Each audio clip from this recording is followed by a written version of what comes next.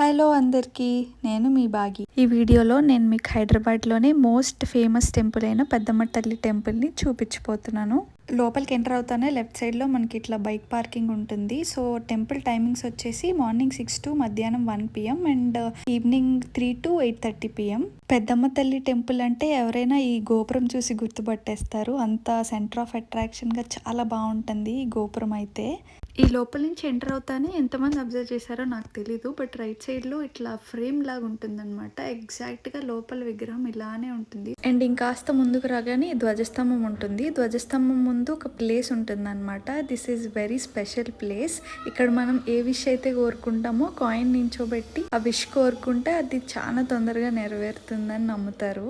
ఈ టెంపుల్ యొక్క హిస్టరీ ఏంటంటే, మహిషాసురుడు అనే రాక్షసుడు ముల్లోకాలని పీడిస్తున్నప్పుడు అమ్మవారు పెద్దమ్మ తల్లి అవతారం ఎత్తి ఆ రాక్షసుడిని సంహరించారు. ఈ కనిపిస్తున్న ప్లేస్ వచ్చేసి నవశక్తి దేవత మండపం అంటారు. ఇక్కడ మనం ఏదైనా కోరిక కోరుకొని ఆ రెడ్ క్లాత్ లో అక్కడ ముడుపు కడితే సో మన కోరికలు వెంటనే తీరుతాయని కూడా నమ్ముతారు. ఇది వచ్చేసి అమ్మవారికి బోనాలు సమర్పించే ప్లేస్ అన్నమాట.